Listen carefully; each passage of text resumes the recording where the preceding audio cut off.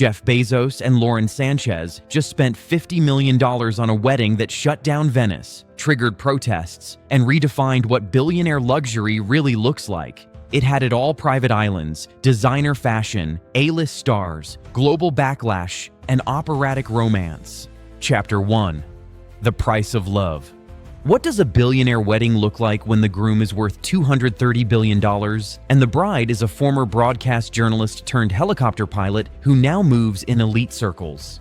You start by booking one of the world's most iconic cities, and then you turn it into your personal playground. Venice, Italy. One of the most romantic places on Earth. For 3 days in late June 2025, it became ground zero for the most extravagant wedding celebration of the decade. The couple reportedly had already signed legal papers in Florida, so what unfolded in Venice was purely symbolic, but every detail was intentional. From a black tie ceremony on the private island of San Giorgio Maggiore to masquerade balls and foam parties, nothing about it felt traditional. Chapter 2. Arrivals in style. When you're part of Bezos' inner circle, showing up in coach isn't an option. Over 90 private jets flew into Marco Polo Airport. Others arrived on super yachts. Many quietly docked outside the main city to avoid too much attention. The guest list, unmatched. Around 200 of the biggest names in entertainment, business, and politics stepped onto Venetian soil. The Kardashians, Kim, Khloe, and Kris Jenner, arrived fashionably early. Kim wore a gray Balenciaga two-piece with oversized shades. Khloe stunned in a leopard strapless dress. Kris kept it classic in black ruffles. Orlando Bloom appeared solo, while Leonardo DiCaprio slipped into Venice under a cap, keeping a low profile alongside girlfriend Vittoria Ceretti. Bill Gates arrived with his girlfriend, Usher was ready to perform, and Tom Brady was in the crowd too. Even Queen Rania of Jordan and Ivanka Trump with Jared Kushner made the list. Where did they all stay? 5 of Venice's most elite hotels, including the iconic Aman Venice and Hotel Cipriani, were fully booked. Rooms started at $4,500 per night, with suites running far higher. Chapter 3. Fashion, Food, and Renaissance Romance. Bezos and Sánchez began celebrations with a welcome dinner on June 26th. Guests joined the couple at the medieval church of Madonna dell'Orto, surrounded by works of Tintoretto, one of Venice's great Renaissance artists. Fresh pizza was made on-site by a renowned Neapolitan chef. The vibe: private, historical, and luxurious. Lauren Sánchez made her entrance in a dramatic Schiaparelli gown, first seen at the Pitti Palace in Paris. On the morning of the ceremony, she stepped out in a sleek white suit, showing off a mega-carat diamond ring and a beaded bracelet engraved LB, her new initials. When it came time for the vows on Friday, she stunned everyone with her Dolce & Gabbana gown. A long-sleeve creation of intricate Italian lace, 180 hand-sewn silk chiffon buttons, and a flowing mermaid silhouette, complete with a design inspired by Sophia Loren's 1958 look in Houseboat. For someone known for revealing fashion, it was her first formal dress that didn't show cleavage.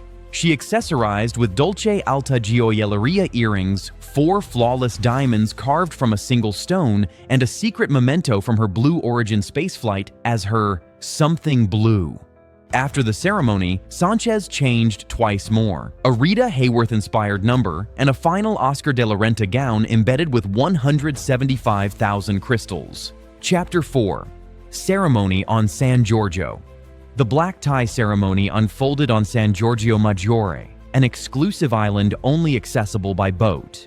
It was here, among priceless architecture and tight security, that Bezos and Sánchez said their vows in front of about 200 guests. Lauren's sons, Nico and Evan, walked her down the aisle. Matteo Bocelli, son of opera legend Andrea Bocelli, opened the event with a live rendition of Elvis Presley's Can't Help Falling in Love. And while the ceremony had no legal standing in Italy, it didn't matter.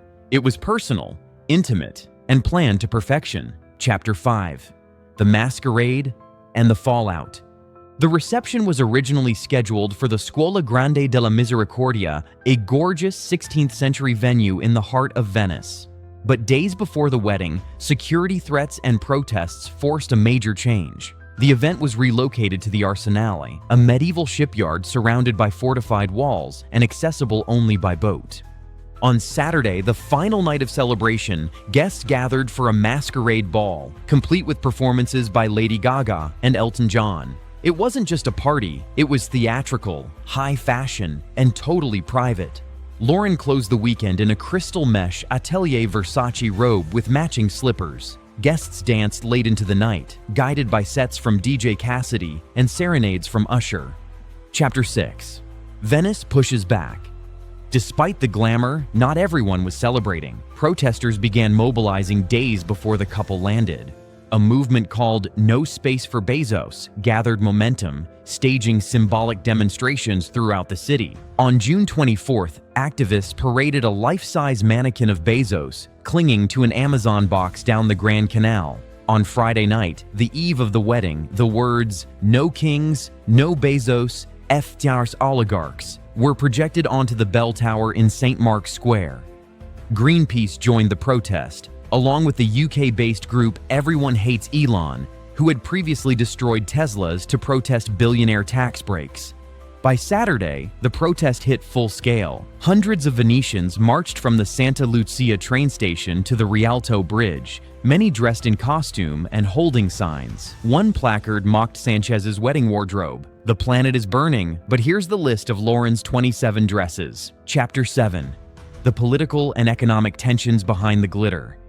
Italy has seen a recent surge in ultra-wealthy visitors, drawn by its luxury real estate market and a favorable flat tax system.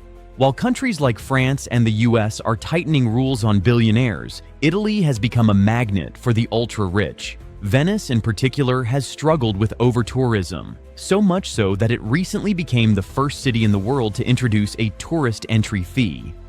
Mayor Luigi Brugnaro defended the decision to host Bezos' wedding. Others, like Daniele Minotto of the Venetian Hotelier Association, argued that high-net-worth guests were better for the city than low-spending day trippers. According to official estimates, the wedding injected between $47 million and $56 million into the local economy. Bezos himself pledged a $2 million donation to Carilla, a Venetian environmental research body working to preserve the lagoon. Around 80% of wedding goods, from flowers to food, were locally sourced. It was an attempt to give back, but the backlash continued. In the end, Jeff Bezos and Lauren Sánchez didn't just throw a wedding, they crafted a legacy-defining event. Whether you saw it as a fairy tale or a billionaire overstep, there's no denying it. This was the wedding of the year, maybe even the century,